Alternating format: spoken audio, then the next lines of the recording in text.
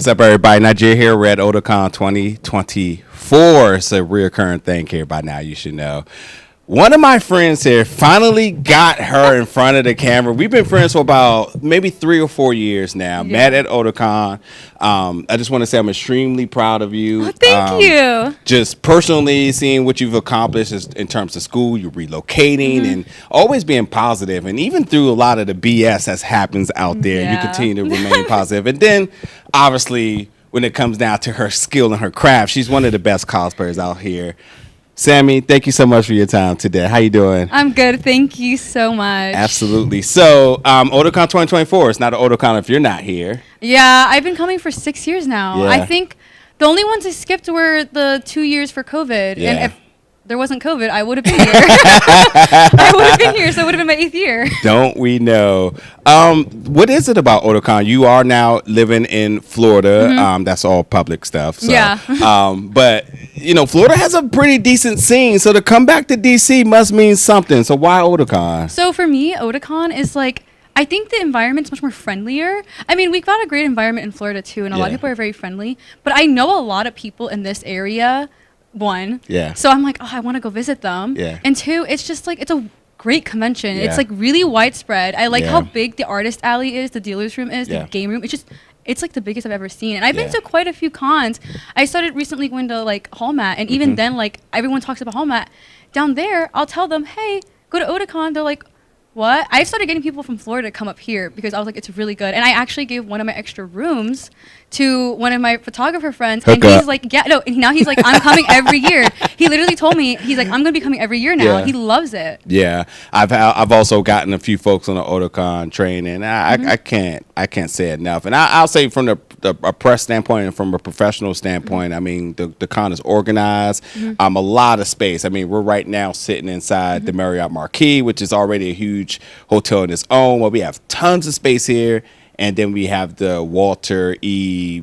Washington Convention Center, which is connected. I don't think there's a bigger convention with this much ground. Yeah. Not to mention all like the very beautifully and pleasing aesthetic places to take photos. That's right? actually, I forgot to mention, that's one of the main reasons why I come, because you have the church you can take photos at. You have the Apple Library. Yeah. You have inside the actual like hotel, the stairs. You have the lights by the elevators. There's so many places. Yeah. Like it's insane. It's incredible though. I love it because every single cosplay I bring, I feel like there's some sort of vibe that I can actually take a photo there. Yeah. Usually I stay away from taking photos at cons, but I come to this one, I'm like, I gotta get photos. Do you have your camera? I brought my camera, but it's upstairs right now, yeah. Okay, see, the multifaceted here. Talk about the safety, though, at the convention, which is a really important thing for everybody in terms of conventions. How's the safety experience here for you? So for me, safety is a big deal because I did go through a shooting at my campus recently. Yeah. So coming back to conventions was a bit tough. Yeah. I actually had Otakon be my first convention I came back to, which is the only reason why I did that is because I love the convention so much. Like it's a 20-hour drive up here. I bring my dog with me too. So, but like also on top of that, I knew they had high security. So I was comfortable enough knowing that I'll be in an environment that it's like very crowded and there's a lot of people. Well, not very crowded, but you know, there's a lot of people. Yeah. But they do have like metal detectors. Yeah. They search your bag. So I feel personally comfortable with that. And I know my roommates this year, they like always talk about that. And their family, some of the reasons why they only allow their like kids to come is because of the security. Yeah.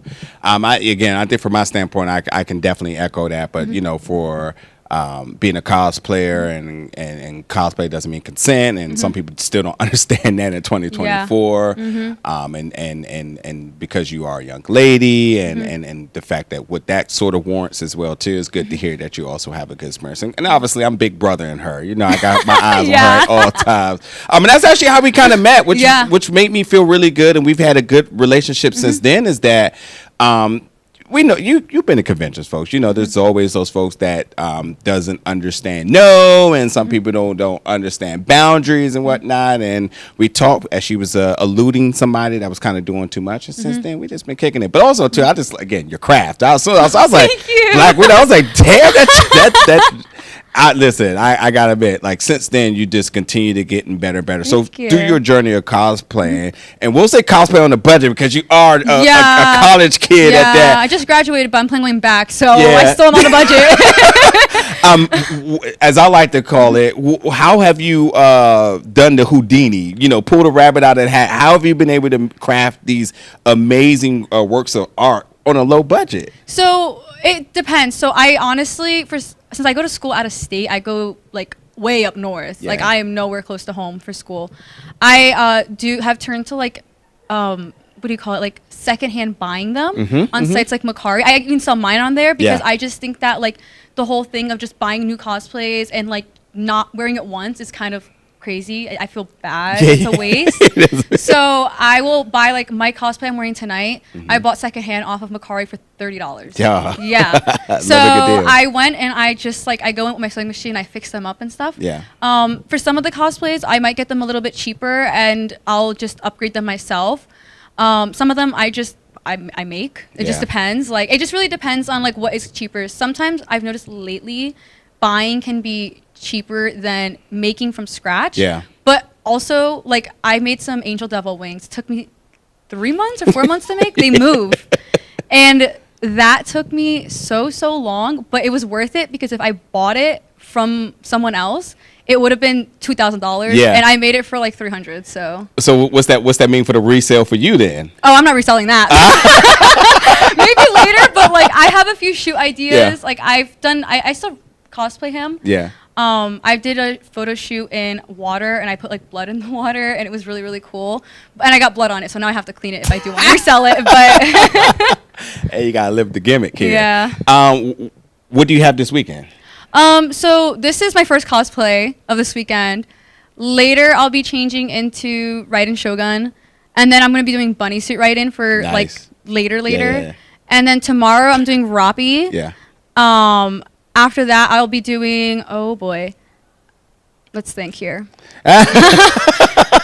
I'll be doing Arlecchino. Okay. And then after that, I'll be doing like Arlecchino in a formal dress, and then Sunday I'm gonna be doing Guangxi. Nice. Yeah. Nice. It's a lot. Yeah, that's 3, 6, 7. You gonna get any just casual changes in there? Yeah. So the bunny suit one's gonna be like my casual one, and because it's just more comfy for me. Yeah. And then my formal dress, it's just like a maxi dress for Arlecchino. It's just open on the sides, so it's comfortable. For anybody that may not understand, what does that process mean? We spoke a little bit, and you was like, hey, I'm getting ready to switch. What does that mean? You know? So for me, it depends. So for me, changing is more of like when I'm like over the cosplay. Like when I'm just like, I don't want to wear this anymore, I'll change. But sometimes if I have like photo shoots, like I didn't like schedule a lot of shoots this year. Like, I'm not going to be doing shooting in Arlecchino because I'm not Arlecchino, because I cosplay her for the past 3 years, every convention I've been to, so I don't need to shoot her here. Yeah. But it's just really a matter of like when I'm uncomfortable or like if my friends are changing, I'm doing like a cosplay with them. I will coordinate a time. The process alone, though, for me, I take a really long time to get changed. I'm like a perfectionist by like nature, so I just like I'll be like, oh, this like eyeliner is slightly tilted up more and this one isn't. So it takes me usually like 2 to 3 hours to get changed. What's the biggest struggle of the change? And I'm gonna guess wigs. No, actually, I do all my wigs before I come. Okay. And I keep them in heads. Okay. So when I come in, they're fine. Except last night I had to fix my Guangxi wig because driving here, the wig fell out of the car. Wait. Oh, that's a story there. Yeah, so we like I drove up with my family because they're gonna drop me off and go up to New Jersey to visit the rest of my family. Yeah.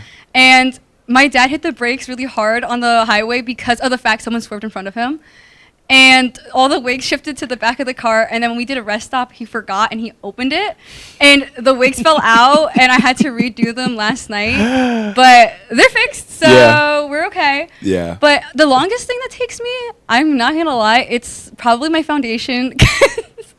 It seems really easy, but for me, I'm like very like, oh, is this like a little bit patchy? Is this not? So I take a really long time with that. And then the outfits themselves, because I do cosplay a lot of characters that are like complex outfits. Yeah. So like A has like a billion layers. Yeah. So that's what's going to take me a long time. With Arlecchino, it's like a lot of accessories and stuff. I don't tend to do cosplays that are like simpler just because I don't know why. I just don't. I'm trying to though. So that's why I brought in Guangxi for Sunday, because I was like, okay, I need to chill out. Yeah. I need to chill out. I mean, everybody brings their A game here. You're just trying to raise the bar, you know, since you're one of the best here. But beyond Thank you. beyond the craft though, the other thing I've always been very high on you about is because some of the cosplays you do, they could be popular of the you know the popular one of the year or whatever could be going on. Going back to Black Widow a little bit here, beyond wearing a character is being a character. I think you're one of the best in executing poses and like working frame. I've shot her obviously, so you know. I mean, like photography shot her. I would hope so. I did not victimize. That'd be scary. This got weird. I don't think I would be here. But yeah, what is that prep to understand the characters, to understand the posing, and then obviously for a photographer, it makes the job simple because one doesn't have to tell you how to be the character, which is the worst when you see an awesome cosplayer and you're like, yes, let's do it. And they're like, what do you want me to do? It's like, this you know the character, right? Like, you know, but what's sort of that prep for you? So for me, I kind of like, I think it's because I know a lot of photographers, even my friends are. I kind of get advice from them. So I've learned, I was really, really, really bad at posing when I first started. And I took some time to like listen to like I would tell my photographer straight up, like, hey, can you like tell me what you want? Like if you need me to tilt my chin up a little bit like today I learned that sometimes when I pose and hold my sword out, it's in my face, so I need to like lower my shoulder. Absolutely, yeah. So it's like stuff like that I like put together. And as far as like getting into the actual character itself, it's just like I honestly will listen to like certain songs and I'll like watch like edits and stuff right before, because not only does it help me with like getting different angles and seeing like what type of makeup I need to do, but it also helps me with like seeing like, okay, like how does this character carry herself, himself. And then when people ask me for photos, I always right before con have reference photos I look at, and I keep them saved in a Discord server. And whenever I have to get into the character, I'll just like look at each tab and just get ready for it. That's so dope. That's so dope. Listen, I really do know I could talk to you for probably like 50 more minutes, an hour or 2 hours. And I can yap, so I can really talk. I'm gonna end off with two more questions here. What does cosplay and conventions and Otakon, what does it all mean to you? What does it do for you emotionally and mentally and even physically as well? What does the whole experience mean to you? So for me, it's kind of like I had a lot of friends back in New Jersey, and I took kind of like a backseat from like cosplay was just like a hobby. I just thought it was cool. Like I'm like these characters, like I love these characters, like I want to be them. So I started like I think my first anime was Attack on Titan, and I was like I love Armin, I want to cosplay Armin. And so what I told my mom was I was like, hey, I want to cosplay this character for. Well, I didn't tell her cosplay. So I want to dress with this character for Halloween, but can we buy the cosplay in August? I was in middle school, and she bought it for me, and then I was like, oh, there's like this thing people do where they dress up and they go to cons. And I started doing that, and I started meeting some of the most amazing people. So like now, like one of the reasons why I come all the way up here too, like I said, is that like I have friends up here that I want to meet up with them. I want to like talk to them and have a good time. Also, I love like looking at different areas and learning like the vibes, because I feel like each area of cosplay, like New Jersey has its own, New York, like Maryland has its own, Florida does. I kind of like seeing the different vibes, and I have my preferences. I love the scene up here, so I like coming up here. I got my preferences too. That's amazing. Yeah. What's next? What are you crafting right now? And for folks to get a little scoop and preview of whatever that may be, obviously got to plug the socials here. Well, right now I'm working on Ellie from The Last of Us 2. Yeah. And I'm also working on Mima from Perfect Blue. Yeah. And because I'm like by like downtown area where I live, so I'm going to do like a photo shoot in the city. I think it would look really cool. That's dope. And I'm planning on doing my like work in progress videos for my Ellie cosplay, because like people have told me, oh, just throw dirt on it, and I'm like, I don't want to be in dirt, so I'm going to use like other products to stain the outfit, and I'm going to do like a work in progress, because I did that with my wings, and I'm going to do that with that one too. Dope. I look forward to that. Thank you. Well, folks, plug the socials.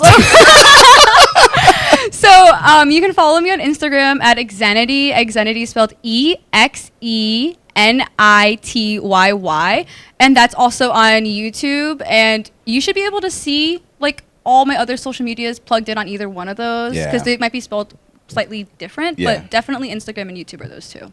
Amazing. Thank you. Thank you so much for the time. No, Sammi. thank you. It's always so fun to talk to you. I love it. Let the party commence. Yes, I'm so excited. Thanks for watching, folks. Thank you.